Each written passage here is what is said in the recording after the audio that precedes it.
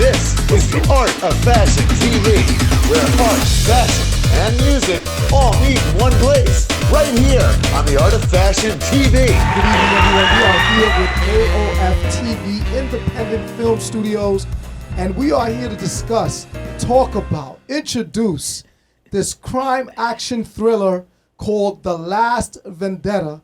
And in this lovely seat is this lovely woman who plays the character Amber, Katrina. Katrina O. How do you pronounce your last name, Katrina? Katrina Siobhan. Katrina Siobhan. Oh my God, it just rolls off the tongue. Katrina Siobhan, playing Amber in The Last Vendetta. Welcome, welcome, welcome. How are you tonight? I'm good. Thank you for having me. We are excited to have you here on AOFTV Independent Film Studios to delve into The Last Vendetta. So tell us. How did this happen? You know, what was the audition process first and foremost for this crime action thriller, The Last Vendetta? Well, thank you for having me. I'm excited to be here. I actually was speaking with the director, and we kind of just go back and forth. And I was like, I think I was sending him some of my action stuff, like some of my fight scenes and things that I had been working on. And so I think that's pretty much why he had the idea for me to play Amber in his head from, pre-production stages. And so, yeah, when I found out I was playing Amber, the villain, I was pretty excited about that because I feel like a lot of people look at me and say oh, you're perfect for a villain, or you always play the villain. I'm like, but actually I've never played the villain. That's my first time playing a villain. So, but people pick up on it. They think that I guess I look like a villain. A good one though. I'm more like a vigilante type. Like I'm a villain, but I'm a good one, And I think that's me in real life also. But I enjoyed playing that character. But I think it was just a process in the pre-production stages of a long period of time of kind of going back and forth and discussing and kind of me showing, because I knew he was doing action film. And so I had been taking, fight acting courses and studying stage combat, weapon training for a while. I grew up watching Bruce Lee movies with my stepdad. And Bruce Lee. Yeah, I took karate when I was 8 years old. What belt did you get up to in karate? Like purple. Oh, okay. Yeah, but awesome. I was more focused on my dance. I was heavily in dance classes, all different types, including acrobats, gymnastics, and dance. And so, but my stepdad, who raised me, we would watch, Black Hornet, all the Bruce Lee movies, all the action movies you could. He loved watching action adventure films, and that's so funny because that's my favorite genre to watch. And he had the nunchucks down in the basement. He got me a pair of nunchucks with the paddings on it when I was 8. And I just remember being about 8, 9 years old and him driving me to karate class in his Kawasaki Ninja motorcycle. And I was the coolest. I felt so cool, and I think that really shaped me in a sense of my, what I like and the action and adventure and the weapons. I had a weapon collection when I was a kid that he got me my first knife and, things like that. So I think he really did have a huge impact on me, which I'm very grateful for because I actually love it so much. And so, yeah, so, coming down the line, I was I wanted to start taking action, taking fight courses and learning really how to do combat for film and for stage and for film. And so I studied with Jared Kirby. I've studied with a lot of different people. And then I had just been sending the director clips of some of my work that I had been done. So I think there wasn't really an actual audition process. It was more of a long period of stretching of time of communicating and just kind of sending him things I was working on. So yeah, so he was like, "You're gonna be Amber." Nice. And in what you said, there's so many takeaways because you're talking about your resilience. Because people that are in this industry and acting and trying to procure a role and whatnot, they only understand the traditional going on the backstage, going on the casting networks. But you did it from a whole different avenue and different perspective. Yeah. And I love how you mentioned your father trained you in martial arts or took you to martial arts classes, and you can see the confidence resonate in you pursuing what you want to pursue. So for all the ladies that are out there, get out of your head. Yeah. Y'all got to follow Katrina, because she is not in her head and she is actually taking action. So, hats off, and I applaud you to that. So now you got the part, you got the Amber part, you get the script, right? And in the script you're reading, you got to do a fight sequence. So now talk to us about that. Like, what transpired? What were the steps, for this fight sequence? What took place? And, try to walk us through, like, what happened. I think it actually was the first thing was that it's going to be a fight scene. I feel like that was like the main character, like the format of the character to begin with. Like, the core of the character was going to be like the fight scene. And then there was a lot of other scenes, that were involving Amber.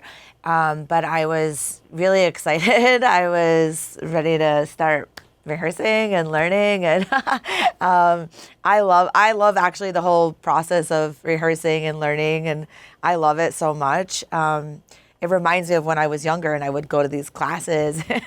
And I mean, I still take classes, but on a very, strict kind of format. Like, I was taking like 8, 9 dance classes, all these classes. Like, I was always on time. I had my bag ready at the door, like someone to drop me off at class. Like, I was very, and I think it's still in me. So I get like that excitement. You can see it. It's resonating. Like, it's just pouring I love out. to learn. Like, I love learning things. Yes, Like, I love to yes. learn new skills. I love to learn just everything and anything I could possibly learn. So in an opportunity like that, it's an amazing way for me to learn something. So I took full advantage of it, of course.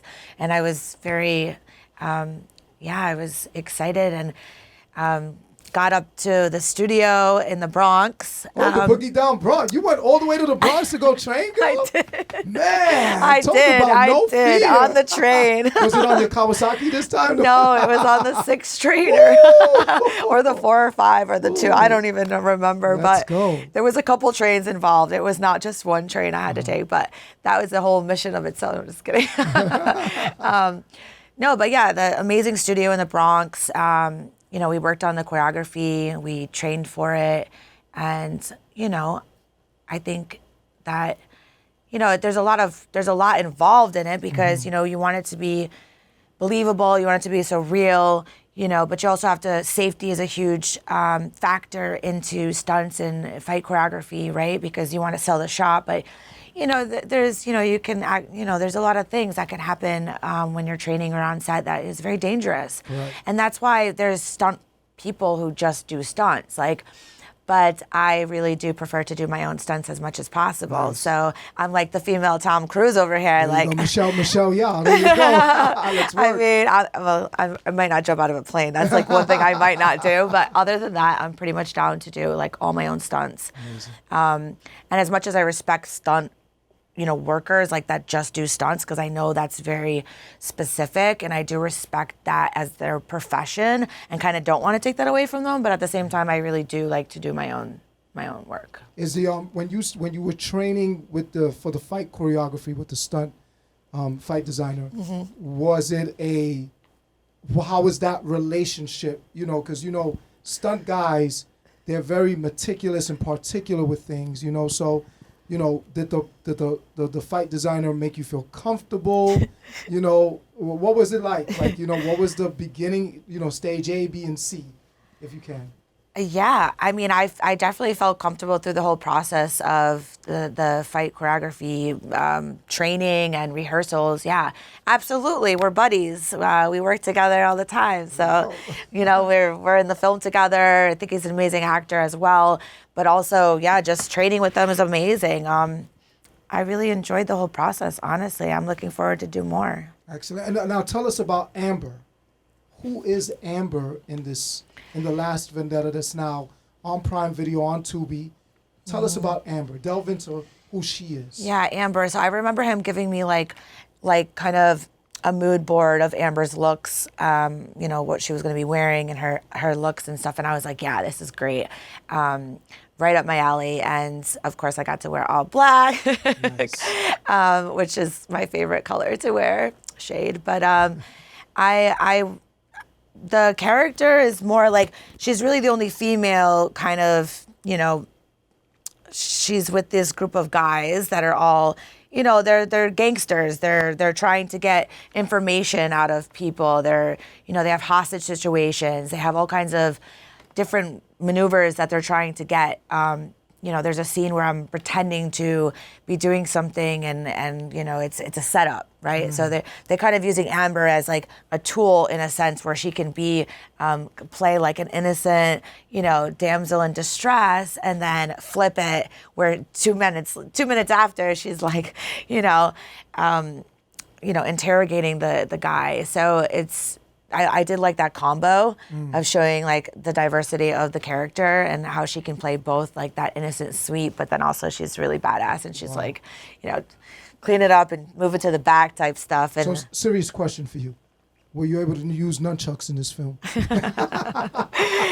No, unfortunately, we didn't use nunchucks in this film. My stepdad will be disappointed. I'm kidding. So Amber is like a undercover decoy, basically, but an assassin decoy, if you will. Yeah. Okay. Yeah, and you know, she's definitely badass. She's definitely a little muscle too. Like there's some scenes where she's got some different types of guns and she's making things happen, but she's definitely the only female doing that, and I love it. Wow, that's amazing. So now, earlier you mentioned you've always wanted to play the villain. Okay, so when this dream came true to play the villain, and your first one at that, because you mentioned it was your first time playing a villain, do you see yourself as normally playing a villain in all the next projects, or do you feel as if though you have a range of things that you can do? Yeah, absolutely. My range is full spectrum, and I think that's my favorite part about working in film. Is it's really why I've worked in film and been such a fan of film my entire life, is because I really like to do different types of work. I don't want to be pigeonholed and do one. I really don't like that. In fact, when I was younger days, they were trying to do that to me. And actually what I started to do is create my own films that were completely opposite of what they were trying to cast me for. And I think that's really important if that's what you want to do. I think you need to show the kind of work that you want to get. And so, yeah, I like drama, I like sci-fi, I like historical drama. I have a film. I'm also a choreographer, a dancer. Like I have so many different, levels that, to be honest, it's like the vigilante role. I would love to play a vigilante, okay? Because again, it's like they're good, but also can be a little tougher.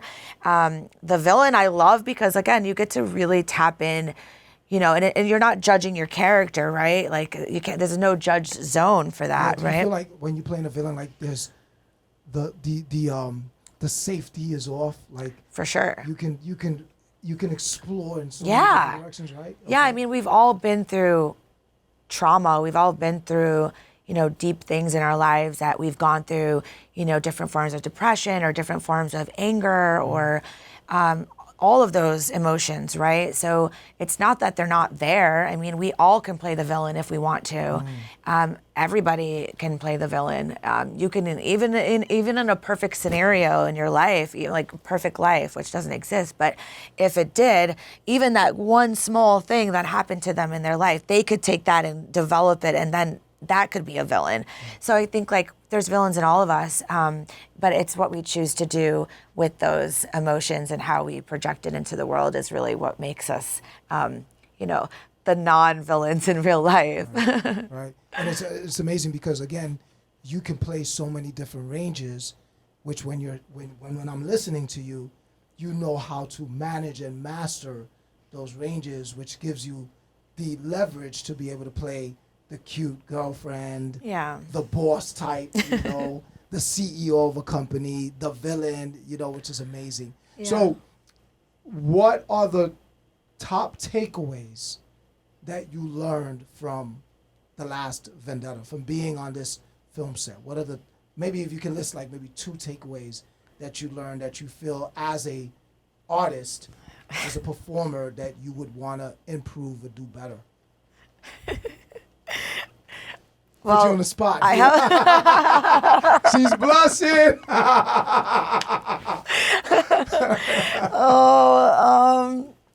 Okay, well, my takeaway, I mean, for me, whatever I do, the next thing I want to do, like 10 times better, Yes. right? So I think that the takeaway for me is to always just to do better. Watch what you did, and I mean, I'm really bad at that. Like, I watch it and I want to do it again. Like, I just want to, can we do that again? I want to go in and like do it again, because I just am a perfectionist in a sense. But you have to learn then at some point to just let it go. But I think I don't know. I feel like for every project I work on, I just always want to, keep growing and do better the next time. And you learn from every little mistake. I mean, not just from me personally, but also just being on set, because I make a lot of my own films too. So takeaways too is like, whenever there's a problem, which are always going to be a problem, there's always things that come up on sets, right?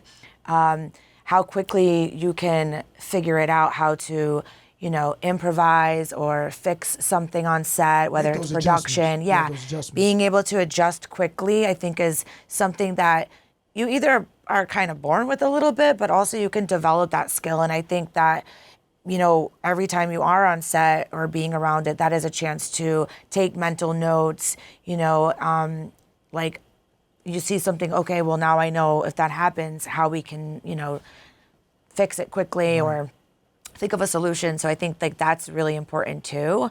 And just like, feeding off the people you're working with. I think like the actors that you're working with, and also just like, you're really just reacting to them and like letting them do the work, and kind of just like, I think especially with the fight scenes and stuff, sometimes like you might feel like it's supposed to be you are giving a lot, right? Because it's like, but in the same sense, it's actually you're reacting to them as well, even in a fight scene. Right. So that would be a good takeaway too. So even that matters, that does make a big difference on like who your partner is, right? So your scene partner makes a humongous difference. Absolutely. In the performance. Just for acting, but also for like a fight scene too. It's the same thing. So I think leveling out too, like your performance to match your partner in the scene is important too. I don't know. There's so many. I could go on and on because like I mean. No, but I think you shared the most specific things which really resonated with you, and I think the audience could appreciate it because everything that you're saying, they're learning from it. Because I picked up a couple of things too, just listening to you, which is great. So and now, how is it that we can find you? How is it that we can find you? Where can people follow you? Because you've spoken extensively about your other film projects. And me, myself, I'm very interested. Like, I want to be like, so where can we find you? Where can we spot? How can we follow you? Yeah. Share with the world. Yeah. So we have The Last Vendetta, which is, on Prime Video right now. But I'm also, we're in post-production for another film called The City on the Edge, which I'm like one of the leading actresses in it. And it's funny because I actually play the female DEA officer, so like an FBI agent. So in The Last Vendetta, I have a fight scene with a female DEA officer, right? But now flip it around, I'm now an FBI agent in this film. So it's really, it's fun. I love that. And that's going to be in post-production now, so we'll find out when that comes out, but we're excited for that one. And I'm on Instagram at Katrina Siobhan, Katrina Chiovon. And where else? I'm on IMDb. IMDb, you guys can all check out my work. I'm a filmmaker. I write, produce, direct, and the whole package. You go well, Katrina. Thank you so much for sharing with us. Thank you for having me. Before we wrap it up, if there was one great point that you can say that's motivational to any female actress that's in their head, what would it be? For any female actress specifically, if you're in your head and not really know what steps to take, if you're interested in action adventure, are we talking about that genre? I would say definitely just start taking some classes. start taking some classes to learn, fight choreography or stage combat, if that's what you're looking to do. I would say definitely go in and take some classes and learn, and then you'll see where it takes you. There's always, paths that it will lead you to, and you will gravitate naturally to what is meant for you. And I think just get out there and take a class and don't think much about it. Just go and do it. She said it, ladies and gentlemen. Just go and do it. It's one of the most famous logos out there. Katrina, thank you so much for your time. Thank you. Thank you for your input. Thank you for sharing. Having me. We are so grateful for you. All right, we are here at AOFTV Independent Film Studios, and we are out. I got a call from the FBI this George Schaefer's version is homeless. Think this guy has something? Hands behind your back. Now. Making this harder than what it needs to be. It's just... Drug control policy, James Mark. Do you have any remorse that he took everything from me? Nobody wanted it this way. Snow. Don't shoot. You're in trouble. Let's get you unsettled. When they find you, you're gonna be in a world much worse than me. When your dirty little secret gets exposed, you're gonna be the one in deep shit.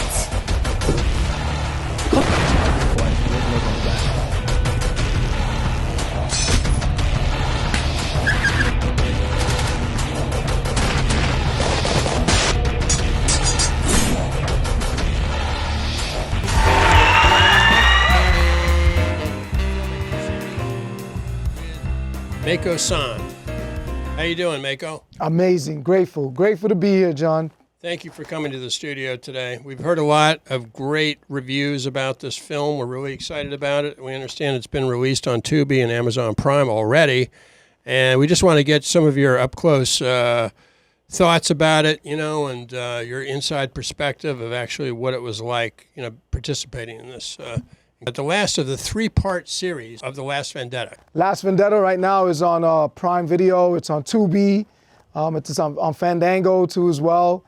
Nice. All the VODs and whatnot. So, and it is the sequel of the last of the 3, and primarily what it does is it ties the whole story together.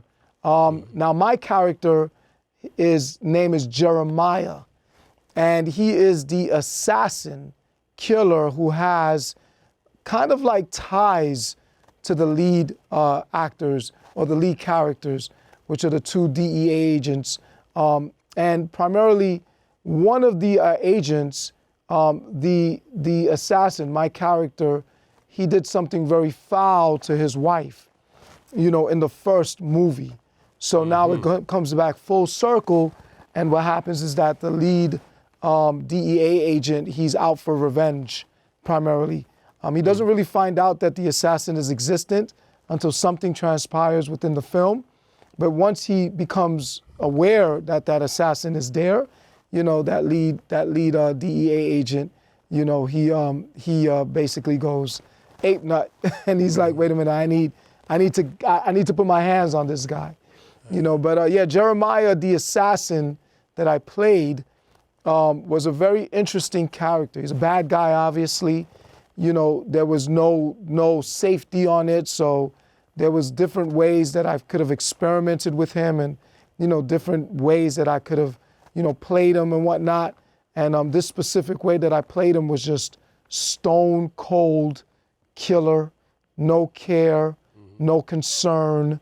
If whatever you wanted, whatever Jeremiah wanted to accomplish, there was nothing that was going to stop him at all. And that's who my character was. And it was a very fun character to play, actually. It's an action film, Yeah. There is a fight sequence in it. Not only am I the lead bad guy, I was also the fight designer, fight choreographer and stunt coordinator for the project, But, basically, it's a fight sequence. There is some martial arts movements in it. Right. Be honest with you, we didn't even have time to choreograph the final fight scene. Myself and the lead actor, Chris, his name is Chris, We literally only had like maybe a couple of days to get this choreography going. And then on one of the days where we were supposed to rehearse, we had a schedule conflict. So we were able to do the weapons aspect of the fight choreography because the choreography goes from a weapons battle, so it's a knife versus empty handgun. Okay, so is that those two weapons, battling against each other, and then once the disarmaments of the weapons happen, then it went to a hand-to-hand transaction. Wow, so you get it all. Yeah, so we went. Yeah, Right. we All shifted. levels, yeah. We shifted from that to there to from weapons to hands, and we were able to rehearse and lock down the weapons aspect of the fight sequence, but we were never able to lock down the hand-to-hand combat. So what happened was when we got on set, we did the choreography for the weapons, and it still wasn't tight enough.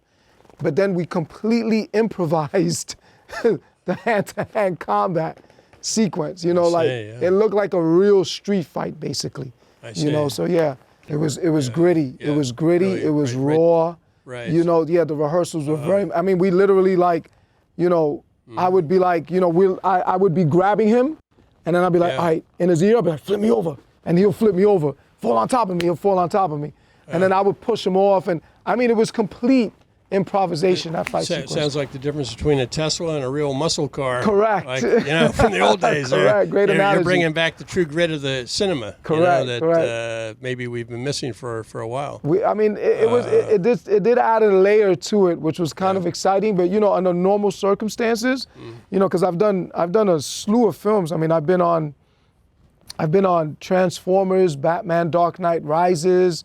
I've done John Wick 3 and 4. I've done Parker. I've done Suicide Squad.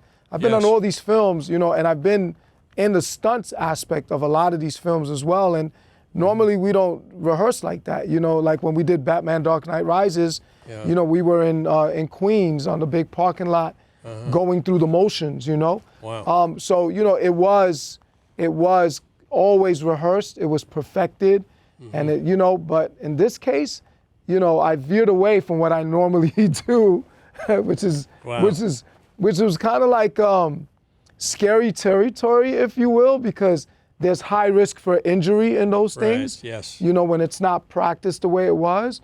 But the great thing about it was that Chris and I, we had a great relationship, we had a great connection, and we trusted each other. Which is very important when you're doing fight choreography.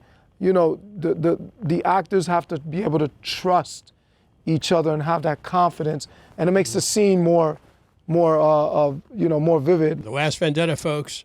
Check it out on Tubi and Amazon Prime. Well, thank you again for joining us on the AOFTV Filmmaker Series. Make us on.